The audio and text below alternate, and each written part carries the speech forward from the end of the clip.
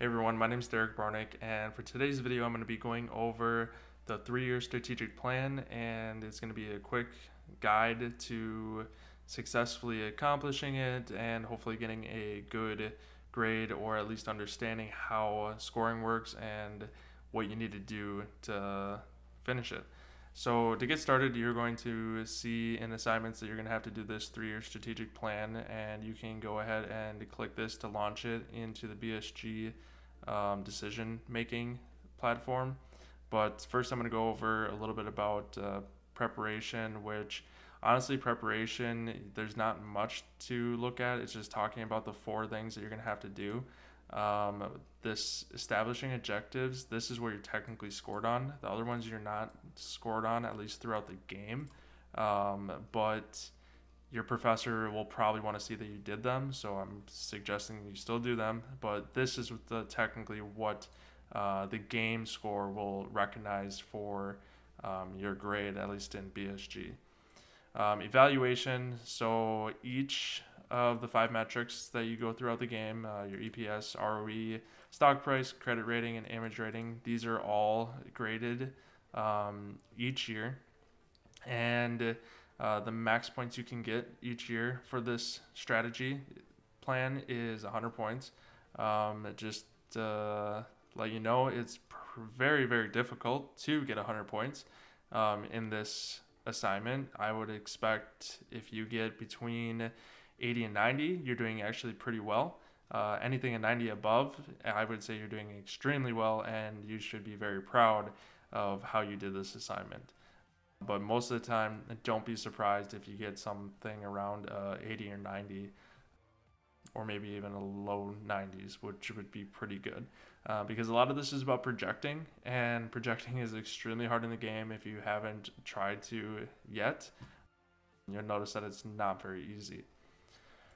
But for scoring, so each of those 5 metrics will have a score every single year, and those 3 scores, so you have year, for example, this one will show 16, 17, 18. Each of those years you're going to have a score up to 100, and those all 3 get averaged out for your final score. So you get 95, 95, and 95. You get a 95, of course, for the entire assignment if you got that for each of the 3 years. But for example, scoring for this is kind of tricky, and I would say if you can get between 16 and 18 points, preferably 18 of course, for each of the projections, you're doing well. And how to get that, what you're going to do is you're going to be setting stretch objectives for your company in these performance metrics, and that's typically 10% above. So there's two different options how this works. For example, let's say your company is doing extremely well and you've been above investor expectation for the prior year. So you've been above investor expectation, for example, in year 15. So to get 18 points in EPS, you would have to get 10% above the company's prior EPS of that year for each of the upcoming 3 years. Kind of confusing, but for example, what that means is, let's say you get a 15, you're at a 15 EPS in year 15, for example. And so that means instead of this one, which is 10% above investor expectation, which would be a lot easier to get, which means that you'd probably be able to get 20, but because you were already higher, you would have to be 10% above that 15 EPS, which would mean you'd be looking at needing a 16.5 EPS for year 16. And then after year 16, for year 17, I believe you need a 10% above that as well. So you'd have to have a 10% annual growth on your EPS to get 18 points, which is can be already somewhat difficult to do, possibly. And these are projections. So for example, let's say you are very confident in your company and you're like, well, of course we're going to get 10% above our prior EPS. Well, for example, let's say you do not get that and you actually underachieve your you underachieve, you'd actually lose points. So instead of having a chance of getting 18, you'd actually be getting probably 14 or possibly even less. So you kind of have to give and take. That's why I'm saying it's sometimes easier, or you're probably going to get between an 80 and 90 because some of these metrics you just won't. It's nearly impossible to raise 10%. 19 points is 20% above prior EPS for that metric, and then 20 points is 30% above, which is just insane. If you're increasing your annual EPS by 30% and projecting that and getting it, you're doing very, very well as a company, I'm assuming. So, yeah, just very difficult. But yeah, so you're going to go over, for example, EPS, stock price, ROE. Credit rating is setting it above or setting the target to an A plus. Image rating is 30% over investor expectation for years 14 and 15, and an image rating of 100 for years 16 through 20 to get a 20 points, which these credit rating and image rating are going to be a lot easier to get 20 points than these three metrics here.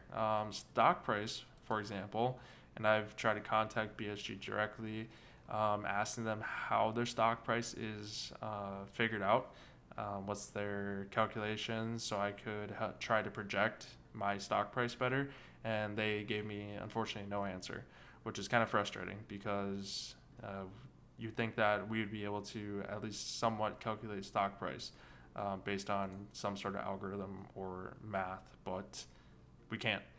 So it makes this even more difficult. But regardless, I'm going to be showing you how to quickly try and go through this because this is what you are scored on. The other things I will just faintly go over, but they're not very important. Pretty much the main thing is to just make sure you do them so you get the points. Or if your professor looks, you get the points, I guess you could say. I'm not quite sure what happens if you technically didn't do them because it's not part of the scoring system. But I wouldn't risk it. So that's just my personal opinion, of course. All right, well, let's go to decision and reports. So I'm going to show you how to get to the strategic plan. So pretty much you just scroll all the way down to your 3-year strategic plan. And first you have your strategic vision statement, which this pretty much just type in a strategic vision statement for your company. It shouldn't be too crazy or very difficult. If you're in a group, it should be pretty simple. Performance targets, this is right here. This is what you're going to get scored on. So we need to spend time on this. This is the main thing that you need to do to get a good grade in this assignment. Strategic approach. Here you're going to pick what strategic direction your company's been going in. So for example, global low-cost leadership, global differentiation, best cost, all that, or if you've had no consistent strategy. If you pick this, of course, you're going to have to talk about why you have no evidence or why you have no consistent strategy. Typically, what at least I've done is the global differentiation strategy. It's a pretty simple task. You just take the information, take the data from the game in year 15 or whatever year you need to, and enter it in here, and you're pretty much done. And that's it. So you don't have to type anything, you just are putting in numbers. Lastly is operating projections. I might make another video that goes into more detail where to find some of this stuff. So for example, when you scroll down, you might notice it might be a little bit difficult to figure out where to get administrative expenses and interest costs to find these numbers. But I'm going to say that for another video to try and keep this fairly short and more strict to the point of how to get a decent score on this assignment. So going back to performance targets, this is what you need to focus on. This is where you should spend probably most of your time trying to project and figure out what you should put for your objectives and to get a good score. So for example, we're going to go back to here and let's see. Okay. So 16 points is setting the EPS equal to investor expectations, credit rating to a B plus, and then meeting or beating that target. And if you do that, so for example, if you want to be safe throughout the entire game or the entire strategic plan, you could put, and let's say you're doing extremely well throughout the game, which I hope you are, of course, after watching my other videos, because I have a lot of BSG videos that should help you. But you can set these to the investor expectations, and then you at least be more guaranteed to have a minimum of 80 points or a maximum of 80 points. But that's not necessarily a bad thing. So to do that, for example, we would go back to here and then go to page 2 of the footwear industry report, and you can see the earnings per share right below the year. And that's the investor expectation. So for example, year 16, 17, and 18, if my company for this project felt good about just getting the bare minimum points of about 16 or getting about 80 per year, which would get you 80 out of 100 for the assignment. What this company, particularly company B, for example, what they could do is they could do 5.25, or I would do 5.26 maybe, but you'd put the investor expectation. So you go back to here and you put, for example, 5.25 and then 6 and then 7. So we'll go back here, 6 and then 7. So this, for example, if we, for year 16, 17, and 18, we get above these for our EPS, we will be getting 16 points for EPS because we have set it equal to the investor expectation standard, and then we met or beat that target, and then we'd get 16 on each of them. Now you don't have to. So for example, let's say that you feel like EPS, you're not 100% sure what it's going to be. You're kind of hesitant of going too far above in earnings per share because you're not really sure what might happen. But let's say you, for credit rating, you feel pretty confident that you're going to have an A plus, or let's say even an A. So you know that you will have an A for your credit rating.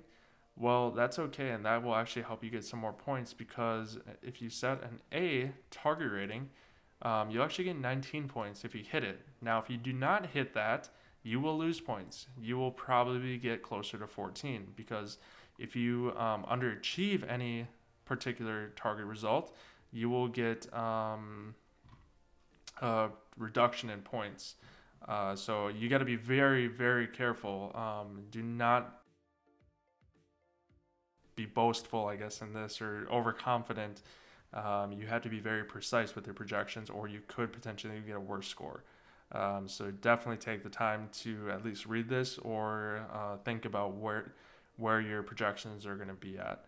But one nice thing is, for example, let's say, so for EPS, we felt that we were going to get a 16 because we didn't know that we were going to be able to, how far we were going to be above investor expectation. So we wanted to be safe here. So that would be 16 points. So theoretically, this would be 16 points. And then you get 19 here. And then let's say you got 16, 16, 16. So you'd be at like 83 or 84 for your score, 83. So there's ways to, you don't have to try and get, I guess what I'm saying is you don't have to try and get 16s all across the board. You can get a 16, 16, then an 18, maybe you can even get a 20 in some places, which is great. So don't be afraid to don't be risky, I guess, and take the 16 points in things like maybe even stock price. Take the 16 because you don't know for sure, and then take the high 20 points for the things that you're 100% sure, like getting a target rating of A+ and credit rating. That's a fairly easy thing if you've been doing well as a company. you should be able to have a good idea if you can keep an A plus credit rating. If you were already at A plus, most likely you're going to be able to keep that A plus unless you made some really weird mistakes. So yeah, year 16. Let's say you have an image rating of 97 in year 15. Most likely you'll probably be getting an image rating of 100. If you're already at 100 for year 15, I'm guessing, or let's say you've been even at 100 for the past 2 or 3 years, most likely you'll be able to maintain that 100 image rating. So for example, this company, let's see if I can find it. Image rating. So this company, 85, 97, they've been at 100 every year since. So I'm guessing they can still hold 100 in year 16, 17, and 18. Almost without a doubt. Unless something crazy happens or the competition gets way more difficult, this company has a very strong grip at being able to maintain that 100. So for example, I'm going to put them as 100. So that's solidifying pretty much for the most part, unless they don't get 100, and then they would potentially lose more points. But they should be able to get 100 on image rating. So I'm going to put that for there. So that should be 20 points, 20 points, 20 points all across the board.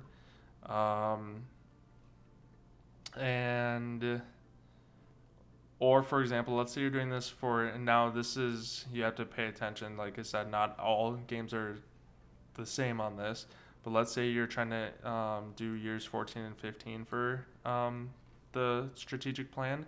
This is where you're going to have to be 30% above investor expectations to get a 20. So it might be more difficult. So 19 points, you can do 20% above investor expectations for each of the upcoming 3 years. So make sure if you're going to try and go for that, make sure you do that. But going back to the game, I believe we can hit an A plus credit rating. So if we look here, last year they had an A plus. I'm guessing we'll be able to hold an A plus throughout these years as well. So A plus, and A plus. So that's 20 points, 20 points, and now we have to decide how we want to do these other projections. So right now at this point, if you play a very strong game and you know what you're doing and you have a good image rating and good credit rating, even if you do the 16s here, so which would be 48, so you're almost at a 88 points. If you can get the 20s here in image rating and credit rating, so 20s across the board, and then even if you got 16s here, you'd still be at an 88 out of 100, which isn't terrible. Like I said, for this projection assignment, between 80 and 90 isn't bad, in my opinion. But for example, earnings per share for year 16 is a little bit easier because what we can do is we can go to the decision entries form. So for example, I just went to finance and cash flow, but we can look at the EPS projections and we can kind of assume that we might be at 18.5. So if we go down to here, we're taking it looks like it's a little bit of a cut from year 15, but here we can assume that it's going to be about 18.5, possibly a little bit lower, maybe even a little bit higher. But now we need to go back to the performance targets and corporate lobby to see how we're getting scored on this. So another important thing about the scoring metric is, let's say your company's been doing above investor expectation already, and your company's doing very well. It will be even harder for you to get a good score, I believe, in this, because if you want any more points, if you want 18, 19, or 20 points, you now have to raise 10% above the company's prior year EPS for each of the 3 upcoming years. If the company's EPS was higher than investor expectation level for the prior year. So pretty much what that means is to get 18, 19, or 20 points in year 16, maybe 17, 18 might be different, but year 16 is for at least earnings per share, because last year they were at a 19.6 and now it's an 18.5 projection. Now this isn't necessarily 100%, but I'm guessing it's going to be very difficult to get higher than 10% increase on 19.6. That's just insane, and that's what makes it very difficult for this if you're doing really well already. I would say take the safe 16 points, because if you don't hit that, you might actually lose points from 16. So I would say stay a little bit more conservative in those types of situations, unless you have a really good chance at being above and beyond this. But I, for example, in this situation, I would rather take the 16 points, which would be keeping it at 5.25, 6, and 7 for these ones. Return on equity, average equity. Here's another one that gets pretty tough. It expects you to increase 10% above the prior years. That's stock price. Return 10% above the prior year's ROE for each of the 3 upcoming years. That's a really hard metric if you. So if we go back, ROE has been consistent. 49.4, 49.5, 49.3, and 49.4. Most likely, it is going to be very, very difficult to raise your ROE 10% to be at about a 55. I mean, I'm not saying it's not possible, but if we look at the projections like last time, we're actually going to be at a 41. This is because of there's some economic changes in this game. For example, Latin America is not making as much profit per shoe sold because of exchange rates and stuff. So that's mainly why they have a downfall, actually. But yeah, so return on equity is another one where, honestly, for this example, I would say probably go with the 16 points. It's just not going to be possible to increase 10%, and this is where you kind of have to take a hit, I guess, that you're going to go down. And I'd rather, like I said, I'd rather be safe than sorry. And if you can get 88 points or close to 90 on this assignment, like I said, you're doing pretty good. So I would say, just in this scenario, what I would do is I would go and take the investor expectation, 26, 27, 28. And go back down here. 26, 27, and 28. And then stock price, that's another one where I'm guessing this company just is going to be really tough. They're not going to get 10% above prior year stock price for the upcoming 3 years. Maybe in years 17 and 18, but that's just so hard to tell because, like I said, who knows what their competition is going to do. They could come and do something and pretty much mess everything up. So now they're losing massive points on this when they could have just been conservative. They're way above. They're not going to lose points now. So I guess you just have to decide if you would rather be risky.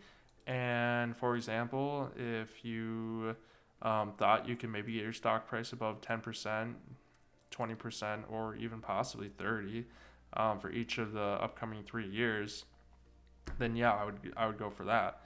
But just in this scenario, I would say get the 16 points and call it good. So we're going to go back here and go to stock price and take 125, 150, and 180 because I'd be very surprised if they're going to get higher, at least in year 16, which then would mess up your 17 and 18 projections as well. So yeah, this should just be conservative and stay safe with your points, I suppose. So what I would do is, let's see here. So 125, 150, and 180. 125, 150, and 180. And then, of course, when you're done with this, you pretty much just have to focus on your strategic vision, strategic approach, and operating projections. And like I said, I will try to do a different video on going over maybe a little bit more precise how to do these three. I just wanted to make a fairly short video on how to get your points, at least get a good score in this assignment. So if you have any questions, go ahead and leave a comment in the comment section, or if you believe this helped you and saved you a lot of time and stress from having to try and figure it out yourself, please go ahead and leave a like, and go ahead and subscribe if you like watching these videos. I am going to be trying to post a lot through this next upcoming semester, and if you ever need my help with your specific game, go ahead and send me an email, which will be in the comment section. And then also I released a BSG guide for like $2.99 on Amazon. If you have a Kindle or Amazon Prime or whatever, you can go on there and get my guide for the BSG game, and I believe it's very helpful. It doesn't go into the 3-year strategic plan, which is pretty much why I'm making this video, is just to help people with that. But if you're having trouble with the game itself, that guide might be very beneficial to help you get on the right track and learn a little bit more of how I play the game, and how you can hopefully succeed too. So I'll go ahead and leave that a link in the description for that as well. But I want to thank you for watching my video, and yeah, thanks a lot.